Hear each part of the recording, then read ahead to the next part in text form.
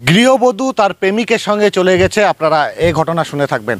এও শুনে থাকবেন যে কোলের সন্তানকে রেখে মা তার প্রেমিকের সঙ্গে পালিয়ে গেছে। কিন্তু আজকে আপনাদের বীভৎস একটা ঘটনা শোনাবো। হ্যাঁ, মাত্র 4 মাসের কোলের সন্তানকে শ্বাসরোধ করে খুন করে প্রেমিকের সঙ্গে চলে গেল মা। হ্যাঁ, এমনই বীভৎস ঘটনা ঘটেছে মুর্শিদাবাদের শক্তিপুরের কাজীপাড়ায়। হাসিনা বিবি তার বিয়ে হয়েছিল মুর্শিদাবাদের সালাদ থানার তালিবপুরে, এবং তার স্বামী রোহিত শেখ সে কাজের সূত্রে বাইরে থাকতো। যখন সে বাইরে থাকতো তারপরে সে তার নিজের বাপের বাড়ি শক্তিপুরে কাজীপাড়ায় চলে যেত। সেখানে থাকা সুবাদে একজনের সঙ্গে সম্পর্ক হয় এবং সেই প্রেমিকের সঙ্গেই চলে যায় আজকে তার সন্তানকে শ্বাসরোধ করে খুন করে। ঘটনাটি আপনারা বেশি করে শেয়ার করুন, তার কারণ ওই যে ডাইনি মা, হ্যাঁ, এর থেকে ভালো কথা আমার আর মুখ থেকে বের হচ্ছে না। ওই ডাইনি মা যখন তার প্রেমিকের সঙ্গে যেখানেই থাকুক না কেন, যখন রাস্তায় বেরোবে সাধারণ মানুষ যাতে সবাই তাকে চিনতে পারে এবং তাকে ছিছি করে, হ্যাঁ, এটাই তার শাস্তি। সেই কারণে আপনারা ব্যাপক হারে শেয়ার। ওর মা ওকে সকালবেলায় মেরে দিয়ে পালিয়ে গেছে। কিভাবে মেরেছে? গলা টিপে মেরে দিয়ে গেছে। ওর নিজের মা? হ্যাঁ। ক বছরের সন্তান এটা? এটা 5 মাসকার। 5 মাসের সন্তান? হ্যাঁ। কেন মারলো? ওই তো সেই অন্য ছেলের সাথে পালিয়ে গেছে, মেরে দিছে। মানে মেরে দিয়ে অন্য ছেলের সঙ্গে পালিয়ে গেছে? হ্যাঁ, আজকেই পালিয়ে গেছে। কোন গ্রামের ছেলের সঙ্গে পালিয়েছে জানেন কিছু? ওই শক্তিপুরে বৌমা হচ্ছে। আপনার বৌমা? আপনার বাড়ি কোথায়? তালিপুর। মা মেরে পালিয়ে গেল, নাম কি ওনার? হাসিনা বিবি। হাসিনা বিবি। ওর স্বামীর নাম কি? বাপন শেখ। বাড়ি কোথায়? তালিপুর। বাচ্চাটার নাম কি? ওই নূর সালিম। নূর সালিম কি?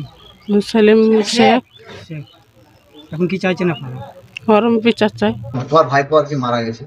হ্যাঁ, আমরা খবর পাই, আমিও কাজে গেছিলাম আপনার, আমরা অন্য জায়গায় কাজ করছিলাম।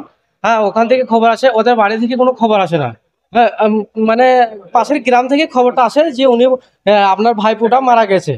হ্যাঁ, আমি ওই খবর পেয়ে ওনা থেকে ফোন করি ওদের বাড়িতে, মানে আমার ভাই শাশুড়িকে ফোন করে ব্লক লিস্টে ভরে থুই দিয়েছে আমার নম্বর, প্লাস আমার মায়ের নম্বর, প্লাস আমার ভাইয়ের নম্বর, আমার বাপের নম্বর, সব ব্লক লিস্টে ভরে থুই দিয়েছে। ফোন করছি, ফোনে পাচ্ছি না। প্লাস ওর যে মামা হয়েছে জাহাঙ্গীর, তাকে ফোন করি, সে ফোনটা তুলে রিসিভ করে না। আর আমাকে শুনতে হয়েছে এইসব দুর্ঘটনা শুনতে হয়েছে পরের মুখ থেকে। সেখানে দেখলাম লাশ মরে পড়ে আছে, আর এই গলাটা হাতি দেখলাম যে গলা এখানে হাতের দাগ আছে, এখানে একটা চিহ্ন হয়ে গেছে, মানে টিপি ধরে ঘাড় দুটো একবারে কালো হয়ে গেছে। হ্যাঁ, বাচ্চার মা তখন বাড়িতে ছিল। হ্যাঁ, দিয়ে বাড়িতে যখন আমার মা যখন লাশটা আনতে যায়, লাশটা যখন নিয়ে আসবে আর কি, গাড়িতে চেপেছে, আর উনি ওই মেয়েটা আমার ভাইয়ের বউ স্ত্রী, ও অন্যজনের সাথে হাত ধরে চলে যায়। তার শ্বশুর শাশুড়ি হোক যাই হোক এসেছিল, তাদের সাথে হাত ধরে চলে যায়। ও কি করে ও এভাবে যেতে পারে, একটা সন্তানকে ছেড়ে এরকম করে? ও না মেলে পারে, ও মেরেছে বলে ও এভাবে যেছে। ওর একটা আমি উচিত শাস্তি চাই। হ্যাঁ, মার্ডার করা হয়েছে। সকাল 7টার সময় বলছি মারা গেছে, কিন্তু এটা সকাল 7টার সময় মারা যায়নি, রাত্রিরে মারা হয়েছে এটাকে। মানে আমার ওয়াইফ, ঠিক আছে, ও 5 দিন আগে বিয়ে করলিছে ওর সঙ্গে, ওই যে ছেলেটার সঙ্গে সম্পর্ক আছে তার শক্তিপুর বাড়ি। নামটা ঠিক জানি না, মানে লাকি বলে, মানে ওর বন্ধু বান্ধব বলে লাকি ওর নাম, তাই সেইটুকুই জানি আমি।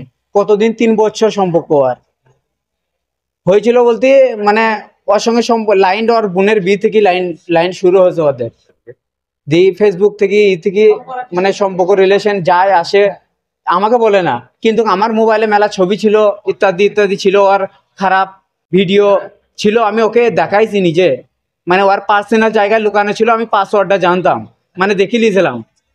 সেই কারণে ও 2 মাস আসেনি আমার বাড়ি, পালিয়ে গিয়েছিল, 2 মাস আসেনি। তারপরে আমি বাড়ি এসেছি 3 মাসের পরও ও ওই বাড়িতেই থাকে, এই বাড়িতে আসে না। বলছি দরকার পড়ে আমার ছেলেকে মেরে দেবো, ঠিক আছে, তারপরেও আমি তোমাকে ছেলে দেবো না, এরকমও কথা বলেছে। আমি আবার আমার বাড়ি এসেছিল, ঈদে জামা কাপড় সব কিছুই দিলাম, ঠিক আছে, দেওয়ার পর ওর মামাদের বাড়ি যাই। মামাদের বাড়ি যাওয়ার পর আমাকে মানে জন্মের ঠিক নাই, হ্যান তেন ইত্যাদি এনে কিছু গাল দিয়েছে, ঠিক আছে। তারপরে আমি বলতে গিয়েছি, তুই তো হাটপিলগুন্ডি আছিস, যাবো আমি তোর কাছে, তুই ভং ভাং কথা বলছিস আমাকে। দিয়ে আমি বললাম, তুই বলছি তুই আয়, তোর ভাতে বিষ ঢেলি মেরে দেবো, এরকম আমাকে কথা বলেছে, তাহলে আমি তার বাড়ি কি করে যাই? বিয়ে কোন গ্রামে হয়েছে? কামলগর কাজীপাড়া। এটা 5 বছর আগে। আজকে সকালে কি? আজকে সকাল বলতে ভোরের দিকে মেরে দিয়েছে ওরা। কিভাবে জানলেন? জানলাম বলতে অন্যজনের মুখ থেকে, আমার ভাইরা ইত্যাদি সবাই গিয়েছে কামলগর ওদের বাড়িতে কাজীপাড়ায়। হ্যাঁ, কোন থানা ওটা? ওটা শক্তিপুর থানা। আপনি এখন কোথায় ছিলেন? আমি তখন বাড়িতে ছিলাম, মানে আমি কাজে গিয়েছিলাম আর কি। দিয়ে খবর পেলাম সেই বিষয়ে, কাজে থেকে আমি পালিয়ে আসি বাড়ি। হ্যাঁ, আমিরা যাইনি, আমার ভাই, মা, বাপ, ভাই, বোন সব গিয়েছিল। দিয়ে ওরা লাশটা নিয়ে আসে, রিকোয়েস্ট করে বারবার, দি বলে যে আমাকে লাশটা দাও। কি করবে? লাশটা তো আমিও দেখিনি নিজের চোখে।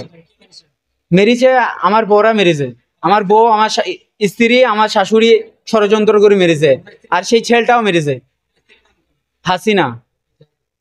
আমি চাই আর একটা বিচার, এর একটা বড় শাস্তি চাই, ওই ছেলেটারও শাস্তি চাই, আমি আমার ওয়াইফেরও শাস্তি চাই। আমার নাম রোহিত শেখ, বাড়ি কালীপুর শেখপাড়া।